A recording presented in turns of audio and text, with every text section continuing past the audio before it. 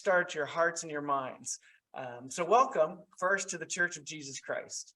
Welcome to the Church of Jesus Christ, specifically Oldham County, but more importantly, and probably more correctly, welcome to the Church of Jesus Christ International. And I just love saying that every Sunday that I have opportunity.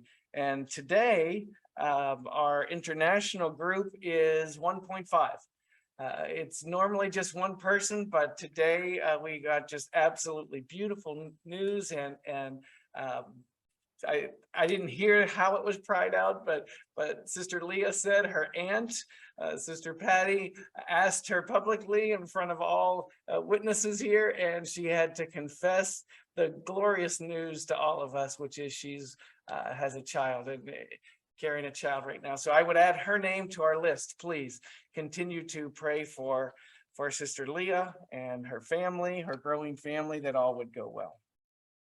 So welcome to the Church of Jesus Christ International. And the question I would ask you to get you started or even kick-started this morning is, what would they say about you?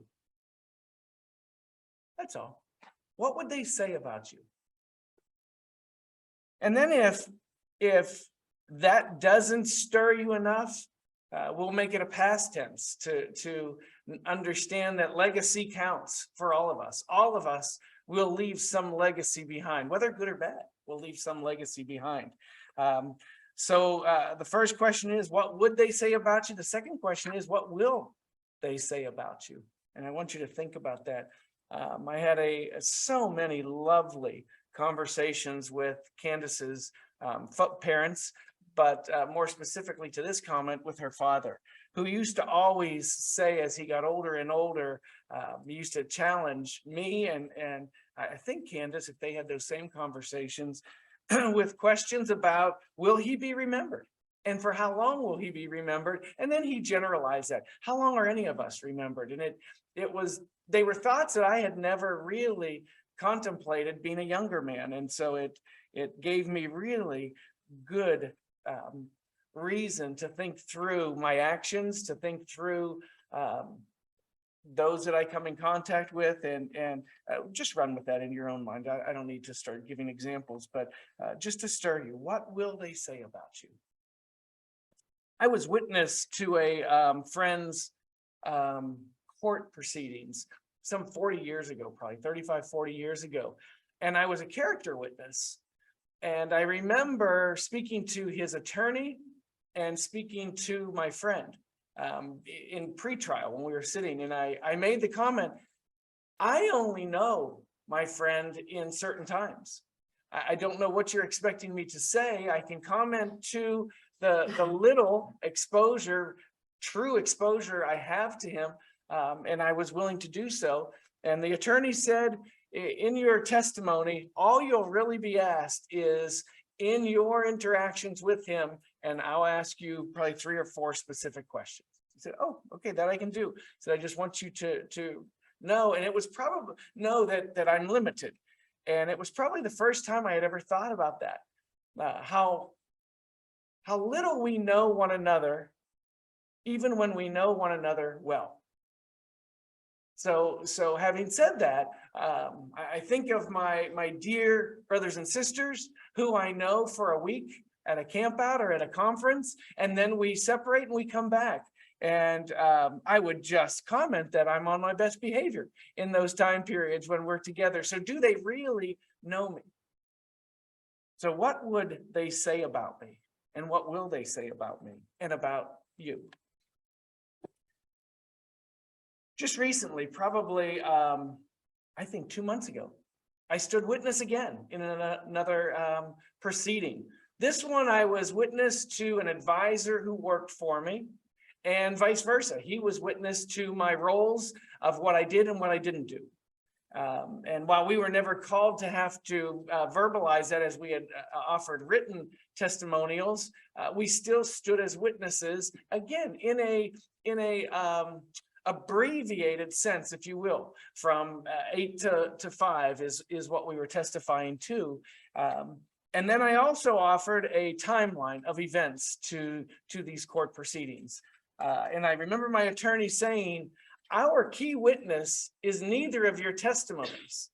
Our key witness is in actuality this timeline, this written document.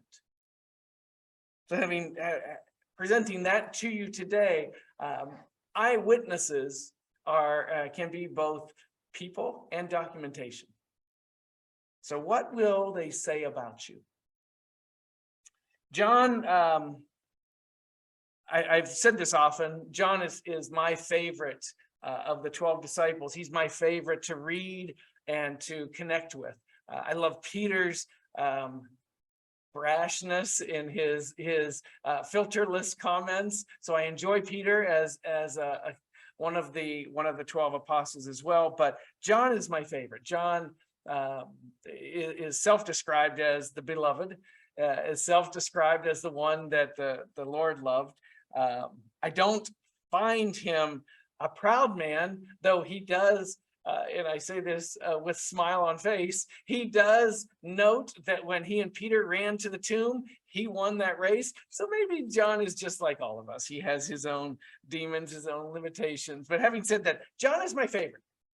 And John's book, we're going to start with this morning and present to you from one author only today.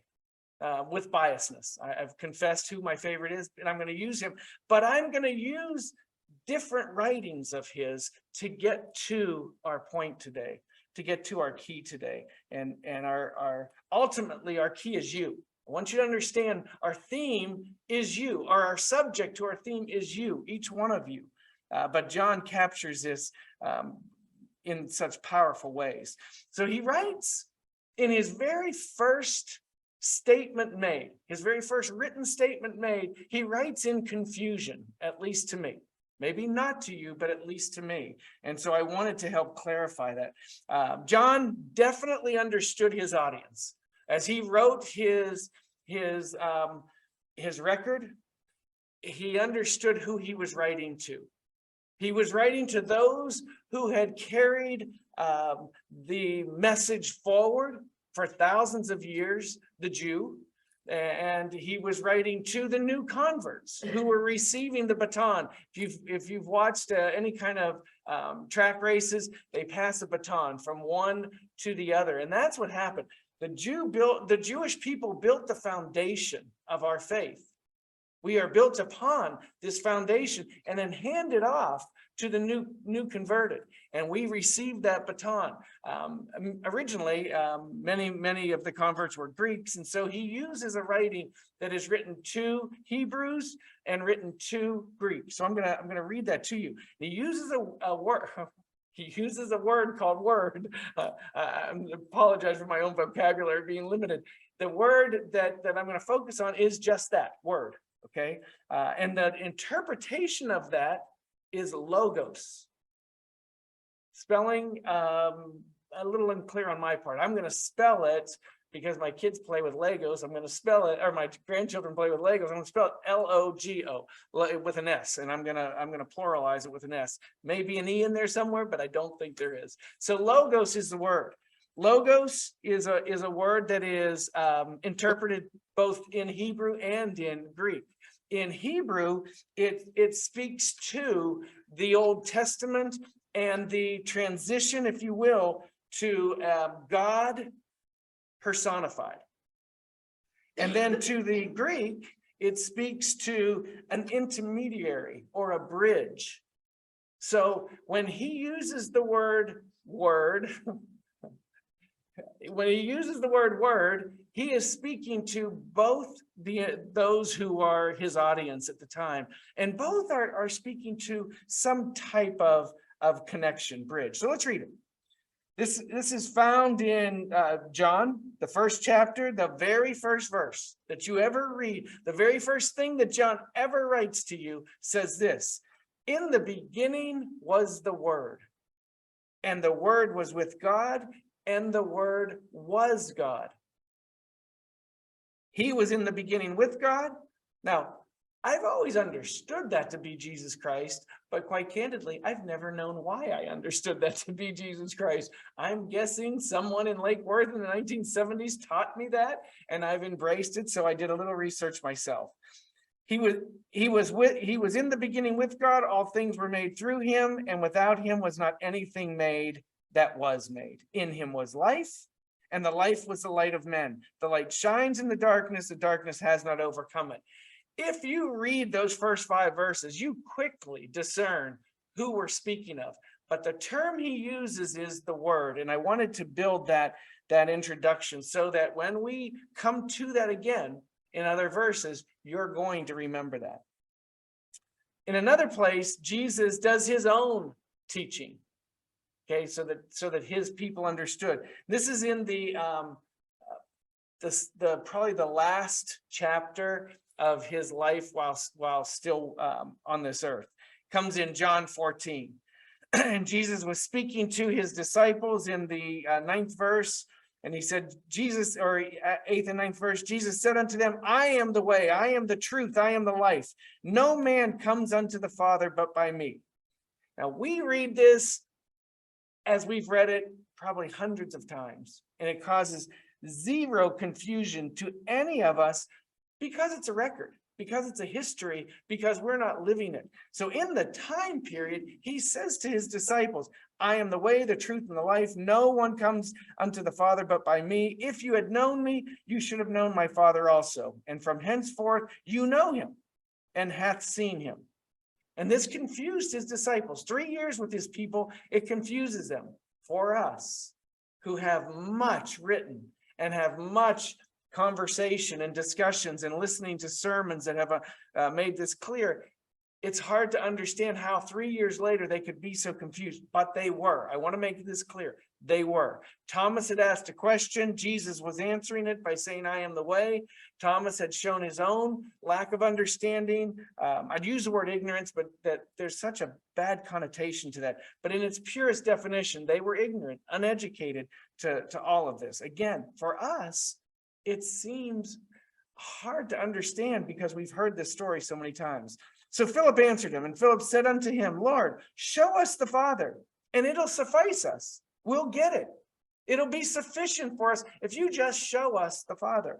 And Jesus said unto him, have I been with you so long, and you still do not know me, Philip? Whosoever has seen me has seen the Father. How can you say, show us the Father? In the beginning was the Word, and the Word was with God, and the Word was God. Jesus, the Christ, was the Son of God. Jesus was God personified. Jesus was he who represented in the flesh. I'm reading these two, what seem to be disassociated verses from the scripture, but they're not. I want you to understand, all I'm really doing is building towards our power verses this morning so that we understand in advance and you don't stumble, as I have stumbled for years and years and years on what I'm going to read to you from 1 John, the 5th chapter. So now we jump to this third place where John's writing. For those of you who have your scriptures with you, this is the writings of John way in the back, right before the book of Revelations. 1 John, the 5th chapter. I'm going to read a few more verses than I normally do, but all of them lead to our power verses and help you understand. Whosoever, this is again speaking to what will they say about you? As I look out into our audience, both online and in person, I'm trying to take snapshots, mental snapshots of who is out there. As we've already noted, some international. Each of you, or many of you, in different states. We have Florida, we have Ohio, we have Arizona, we have Michigan, we have Kentucky. We may have California. I can't see further than 5 on my screen. I apologize. We may have California out there, as we often do. We may have New Jersey, as we often do. I just don't know. Pennsylvania, if I didn't say that. Many of you have your own list, groupings of witnesses. All of you have those who would stand in a court for you today. As I spoke earlier, I've been witnessed twice in my life. One 40 years ago, one just recently. What would they say about you? What will they say about you? And more importantly, this morning, what will he say about you? And this is capturing your life walk with those that you've impacted. Some of you school teachers, some of you have worked in businesses, some of you have flown thousands of people around the country, maybe even international. I can't remember, Brother Jim, I apologize. All of us affecting and touching lives. Last night I was unaware of how Cleveland did against the Yankees. And I got this message on my phone. Dwayne Worley has posted. And I knew I didn't even have to go there. It came in about 12:30 at night, I think. I didn't even have to go there, but I saw the first sentence was something about how happy he was. And I thought, the last I had heard is the Yankees were beating Cleveland and they were in Cleveland. And I was so sad for my brother because I don't have a dog in this proverbial fight. And he loves his Cleveland. I don't even remember what their names are. Say it, Guardians. Cleveland Guardians. Apologize, I'm old and couldn't remember. The Cleveland Guardians, but he is my connection to this game, so I was sad for him. And when this came in, I thought, so I only say that to say, Brother Dwayne has many people online that are his witnesses as well. We have no idea how many people would act as witness to our lives. I've been at 3 high schools with my favorite head coach. He's been at 4, 5, 6, 7. I can't count how many. We were doing his resume earlier this year. I was amazed. And I thought, how many young people have been affected? Courtney will go to she came to our game at North Oldham High School, for those of you who are local. And Courtney has students that she taught in elementary school who are not just playing in this game that particular Friday night, but have even graduated from high school. How many witnesses does Courtney have? Our son-in-law Keel just made a business trip. He affects people on a daily basis. I'm always amazed to have conversations with him. He starts to tell me about these people at golf courses, these people in landscaping, these people who drop by his office all the time. And I think, how many witnesses would testify to Keel Curran? So I say all of this so that you understand our message this morning. What will they say about you? What would they say about you? And maybe even, what are they saying about you? 1 John 5:1, starting with the first verse. We'll see where I go. I don't know what I'm going to read and how far I'm going to read. Whosoever believeth that Jesus is the Christ is born of God. And I repeat to you, these are our power verses. This is where we're headed. We started with John, the first chapter. In the beginning was the Word. We went to John 14 with a discussion between Jesus and his disciples, finding that they didn't quite get it yet. If you've seen me, you've seen the Father. Whosoever believeth that Jesus is the Christ is born of God, and everyone that loves him, that begat, loves him also that is begotten of him. If you love the Father, you love the Father's servants. You love the Father's followers, is what that says. By this we know that we love the children of God, when we love God and keep his commandments. If you love me, keep my commandments. And his commandments include love one another. What will they say about you? Did you love? Do you love? Are you willing to love? We who have been forgiven for things we've done knowingly, are we willing to forgive those who have done things knowingly? It's not easy. It's not easy. What will they say? And his commandments are not grievous, says John. For whatsoever is born of God overcomes the world. And this is the victory that overcomes the world, even our faith. And it's hard to exist in a world that's unloving. It's hard to continue in a place where it feels like hate is born. It's fostered and then festered.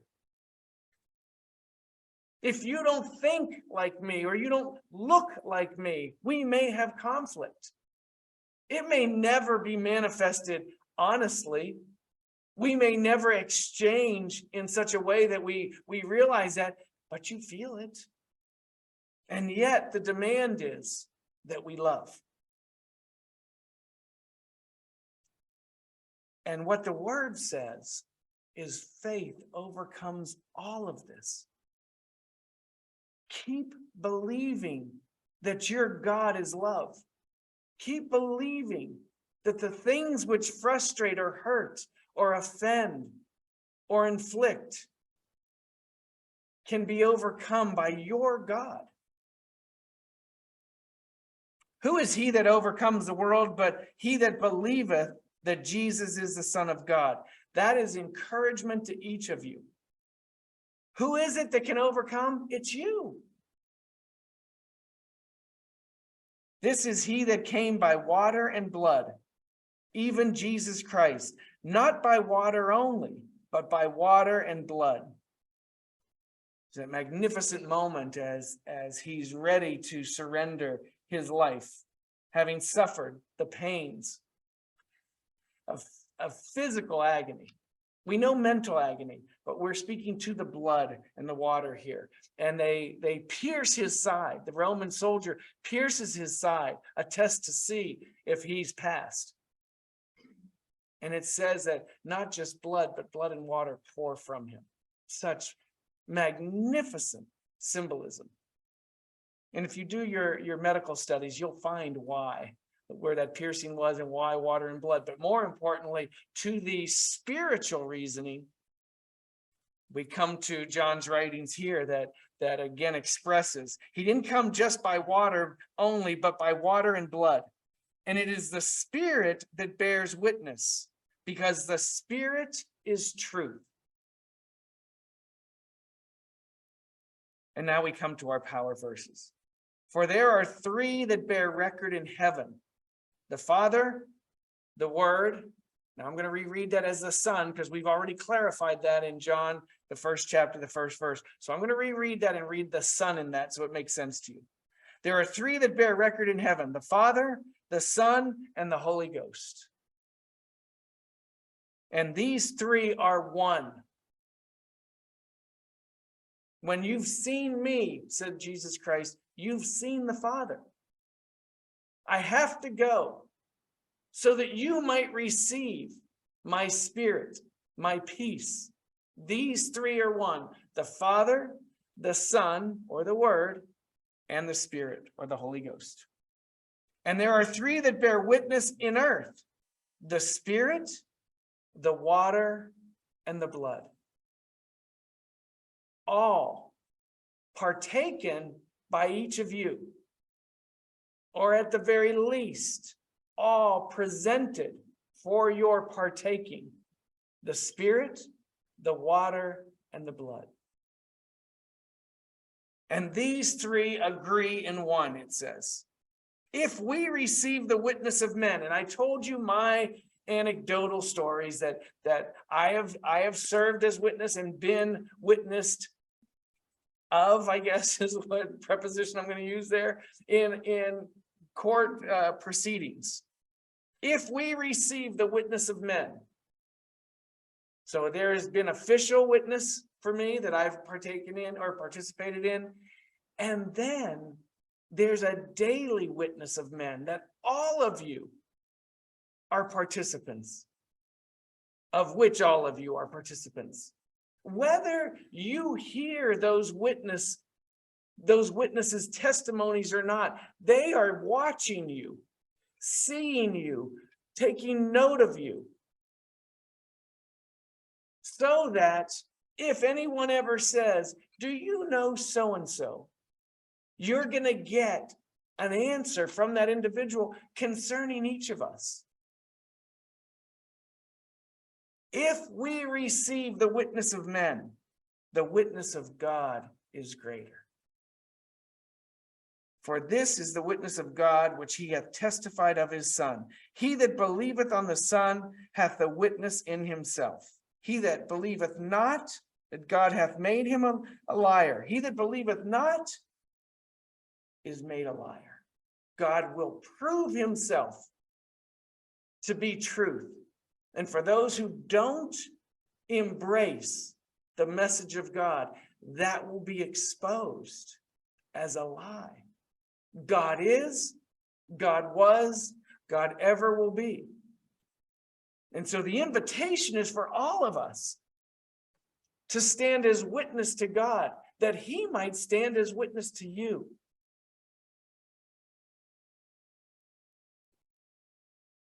The challenge today is, do I represent at all times? Because my God represents me at all times. Do I represent him at all times? Remember, we had young people here for Youth in Action. I don't remember which trip because we've had them a few times. But we had young people here and we talked about, I called it the cross. And the cross is at a time when we meet somebody. Let me come over here. The cross. Sorry, I'm leaving you guys out of so much. But I talked about the cross to these young people. I told them they're going to go out and knock on doors. And they're going to meet up with people, maybe for the first time, maybe even for the only time. And they're going to leave that home. If they go in and visit for 5 minutes or so, they're going to leave that home with an impression of that person. An entire life brought down to a crossing, a meeting in 5 or 10 minutes. And we're going to leave with some concept of who that individual was. We're going to have a perception of who that person is and leave with that. And then we're going to be asked, can you witness? Can you stand as witness to Mrs. Taylor? Can you stand as witness to Bill that you met in that chance meeting? And we're going to feel empowered to give an opinion. For some people, they were 30 years old, maybe. For others, they were 50. So 50 years prior, we don't know what happened when they were 15, what happened when they were 22, what happened when they were 37. We meet them at age 50.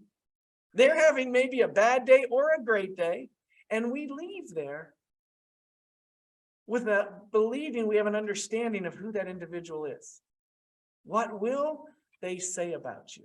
Because I want you to know, you have these meetings with people, maybe at your workplace, maybe at a church conference for a week, where we believe we might know one another and we will share our opinions about one another. What will they say? There are three that bear witness in earth: the Spirit, which you carry, the water in which you were introduced to Jesus Christ through, and the blood to which we celebrate the resurrection of Jesus Christ. Do you represent all three? Do they represent you? Are they your witnesses? And you theirs? Oh, this life. Candace and I were we were summing up all of life yesterday, and I'll end my comments there because we were summing up foolishly. Does anyone have any concept what life is? And yet we boldly made our suggestions of what life was yesterday. But here is life. Life is an opportunity to claim Jesus Christ. And really the sentence ends there. Now, we can fill in the subsets, we can fill in chapters and chapters and chapters of words to reinforce that statement. But life is but your opportunity to claim salvation. One of the writers in the Word says it's a probationary state. I love that phrase. We're on probation. And if you've ever been in a probationary period at work, you know this, it's pass fail. Probation doesn't end. It's normally 90 days in a workplace. For teachers before they're tenured, I think it's 5 years. Forgive me for not knowing factually. 5 years, pass or fail. 364th day of and I'm making this up, this is just my dialogue to make points. 364th day of the 4th year, or of the 5th year, coming into that 5th year, 4 years and 364 days, they bring you in the office, they say, thank you for your service. You didn't make it. 89 days later, thank you for your service. We appreciated all the typing you did. We appreciated you running those things back and forth, packages, whatever your probation was. We appreciate you representing. We appreciate this. You didn't make it. What is life? Life is but a probationary period. What will they say about you? My probationary period with the proverbial Mrs. Taylor might be 3 minutes and 12 seconds standing in line in a department store.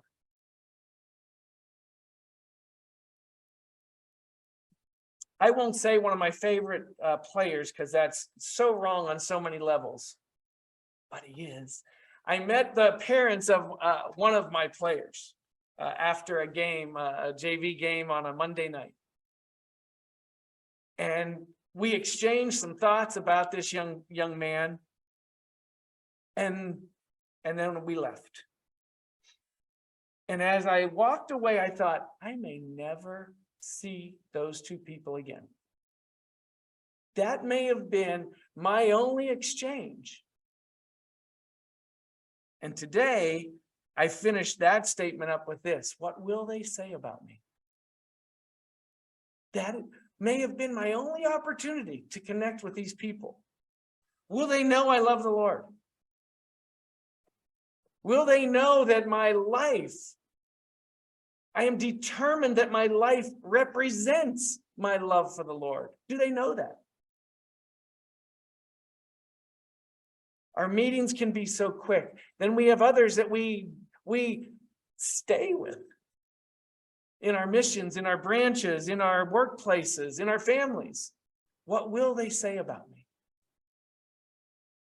And that possessive pronoun is for you as well, by the way. I am speaking for you. The message today is not, what will they say about Doug? The message today is, what will they say about me? I want you to ask that question. What will they say about me? And ultimately, we want to get to the place spiritually where we arrive with this question: what will he say about me?